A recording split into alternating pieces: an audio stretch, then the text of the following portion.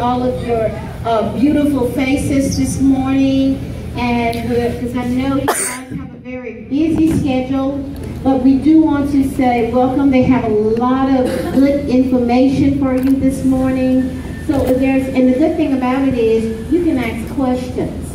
So again, welcome aboard. And we have did everybody get an agenda for today? A leadership program that we offer here. So they just want to kind of share a little bit with you this morning about the leader in me.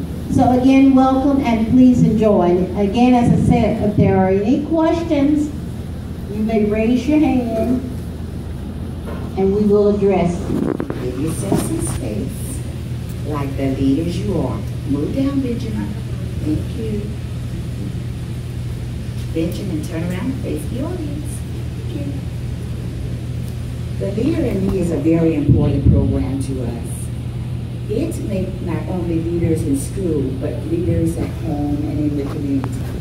And it's very important that the students come every day because they have job duties to do. So if one of those duties can't be fulfilled, we need them. So they know their responsibility. So now I'm going to turn it over to Jeremy. Class. Yes. Attention. I am a leader. Attention. I am a leader. Attention. I am a leader. Habit number 1. Be proactive. I am in charge. I choose my actions, my attitudes, and my moves. Habit number 2. Begin with the end in mind. I have a plan. I find ways to become a good citizen. Habit number 3. Put first things first. First I work, then I play. Habit number 4. Think, win. We are all winners. Yes. Habit number 5. See first to understand, then to be understood. I listen with my eyes, my ears, and my heart. Habit number 6. Synergize. Together is better.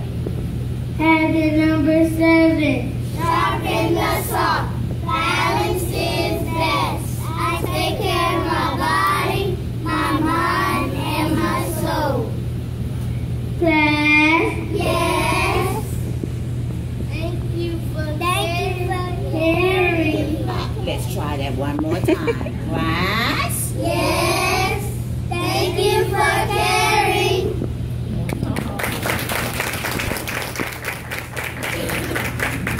And as you can see, they were a little shy this morning, but in room 7, as well as all the other rooms, they know how to be true leaders. And they know how to teach.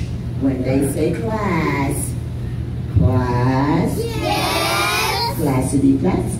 Yes. Have a wonderful day. When to seek emergency care, when to notify your doctor. We also put the contagious illnesses or diseases that we see often in school, like pink eye, ringworms, scabies. For these illnesses or diseases, we do send the kids home. These are very contagious. A lot of times the parents get upset with us. They'll say, you know, no, it's not pink eye, it's allergy, and that may be true, but we have to make sure. So I'm not a doctor, I can't diagnose. I can just say that yes, I think this is what your child has. And the Acadia Parish policy says if we think something is contagious, we have the right to send them home, and they have to have a doctor's excuse to come back to school. Now, we want them back in school as soon as we can get them back in school, usually 24 hours. If you take them to the doctor and they're treating them for ringworm, pink eye, whatever it is, they can come back to school after 24 hours. You know, all these things, because they can be taken care of and they can come back to school pretty quick. The other thing is the children need rest. We ask that they go to bed early at night, get at least 8 hours of sleep, not only because they need to be rested, but If they're tired and not rested, it can affect your immune system. And when your immune system is not working like it should, then you're more apt to get sick easier or quicker. And you catch some of these diseases or illnesses that you may not otherwise catch. One good way to prevent the spread of most of these diseases or illnesses that we have listed on this paper is good hand washing. Just teach them to wash their hands really well, and it'll help to prevent a lot of spread of infections with colds, pink eye, that kind of thing. The last thing I want to tell you is we certainly encourage parents to give medication at home if at all possible. Some may know, some may not know that we can give medication at school, but it is a process. You can't just send the medication to school and ask us to give it. You have to get an order from the doctor, meet with me. I need the medication in its original bottle and label with the order. We do a little bit more paperwork, and then we can begin to give that medication at school if necessary. Do you have any questions? No? Thank you. Good morning. We're so happy to have all of you here today to attend this workshop. It's very important that you come, and a word that you're going to hear our panel say a lot today is if the kids are not here, they can't learn. So that's the reason why we had to put on this workshop, so you guys can get the rules and the regulations, state law, school law, Katy Parish, of what the school requires of your kids to attend school on time. My name is Virgie Petrie, and I'm the homeschool liaison for Katy Parish Schools. We have four liaison persons in our parish. We have Miss Caroline Wilson, raise your hand, Caroline, and she serves the Rain area. We have a church, Judy Daigle, she serves the Church Point area. She's not here today. And we have Miss Sharon Wheelridge, and her and myself service all the quality schools. Miss Antoinette Pete is our coordinator, and she's on her way. She had a home visit right as she was leaving to come. But she is the coordinator over this program, and what we basically do is we get in touch with parents that the school can't get in touch with.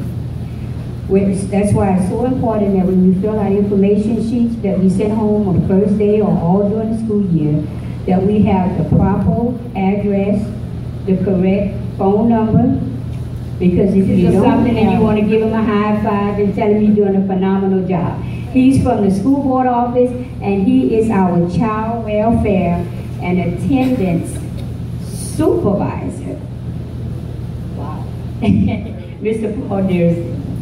Thank you, Ms. Virgin. I'm just so happy to be here, and I'm happy that I'm speaking before Ms. Peake. She likes to talk a lot, so I'm going to finish quickly before she gets here, and she can take up from there.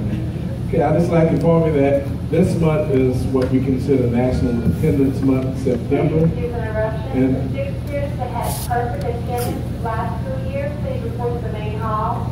The six students that had perfect attendance last year, please report to the main hall. that's right on time. I think it was planned. Perfect attendance. That's what we want. Everybody had perfect attendance at Ross Elementary School. My function is to make sure that kids are in school in the correct zone. And we've initiated a policy with the guidance counselors. Any kid who missed more than 20 days last year, we monitor them very, very closely. Counselors meet with them periodically every time they miss a day to discuss the reason why.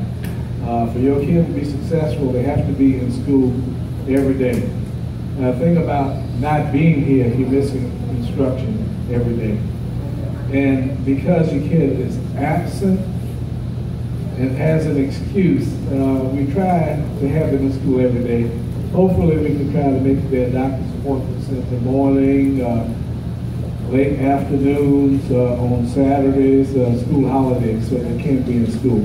Ms. Pete, yes, I was talking about you. I said I'm glad I spoke before you, and you would hold up the rear when I get through.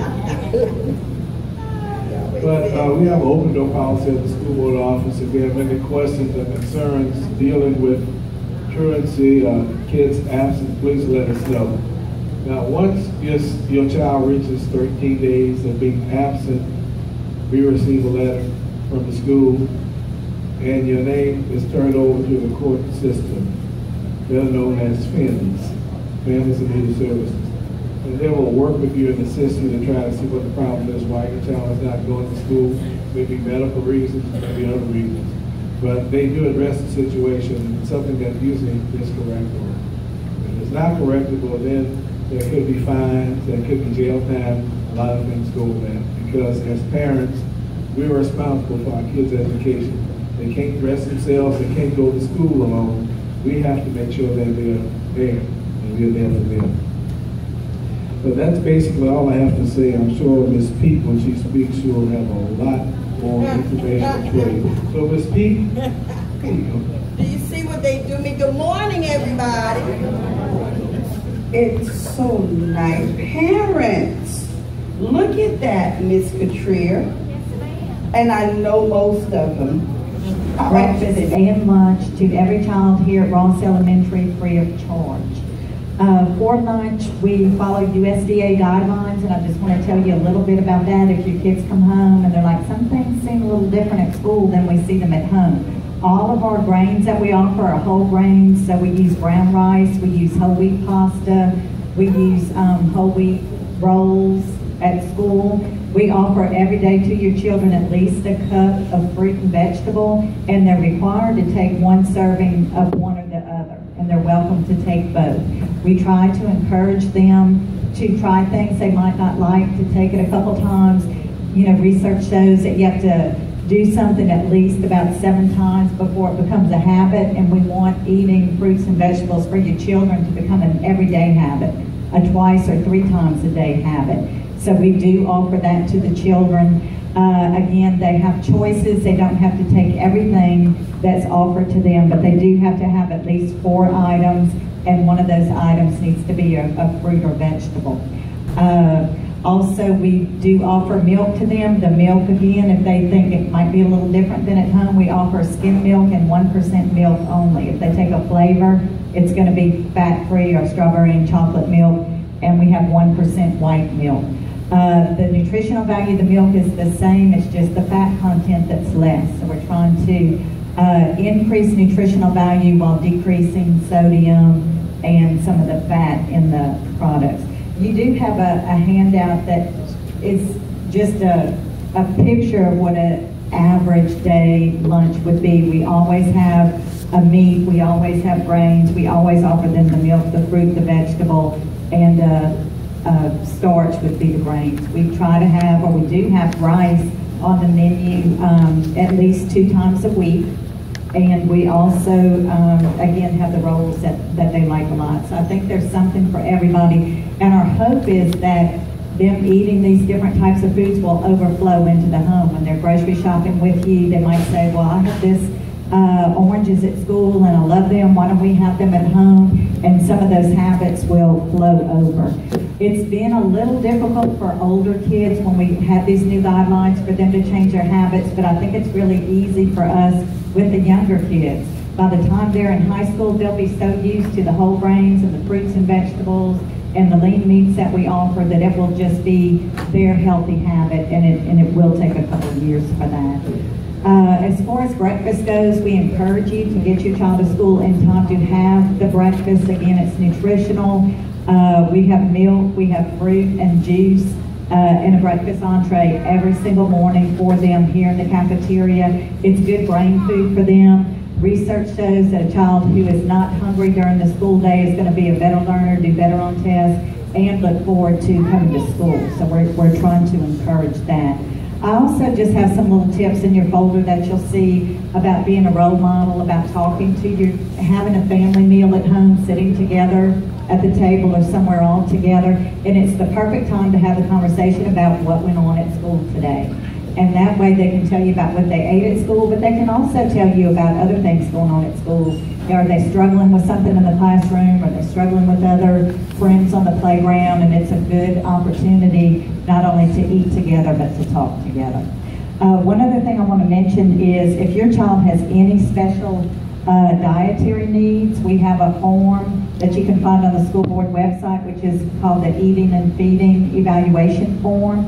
It is signed by you and a doctor, and once we receive that paperwork, then we can provide the special provisions that your child needs based on that diagnosis. But we can't do it until we have a doctor's note explaining exactly what your child can or can't have and what those substitutions would be. Like everybody else up here, we have an open door policy. If you have any questions, concerns about your child and the school nutrition program, just feel free to call or come by my office and we can discuss it. Thank you.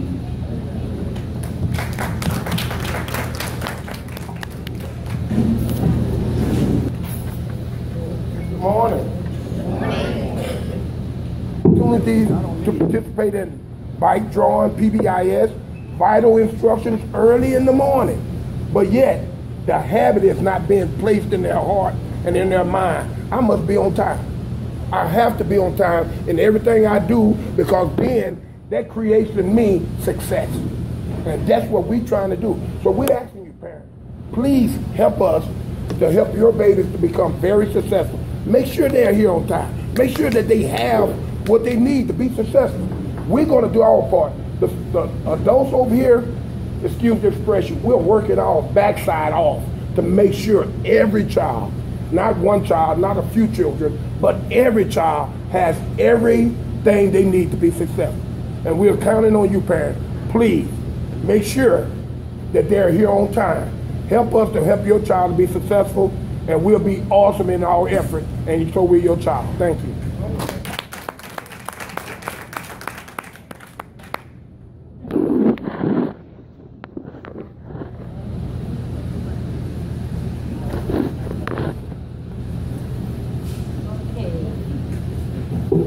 To correct one mistake I made earlier.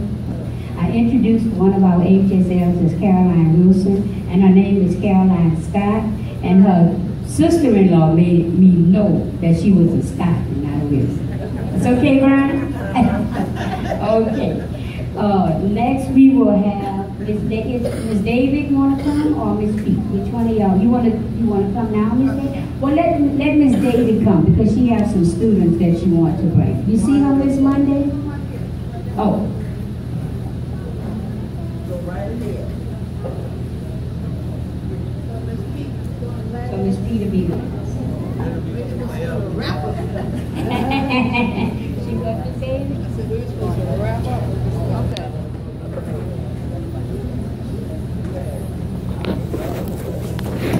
Good morning.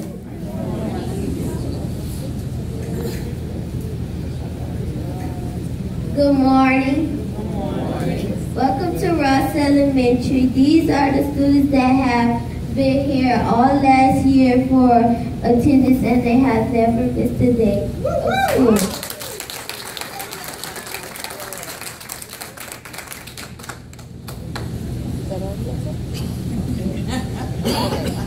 Also, I would like to say that outside we have a school attendance board where we have stickers on the board to represent all the days that our students were leaders and they came to school to represent our school.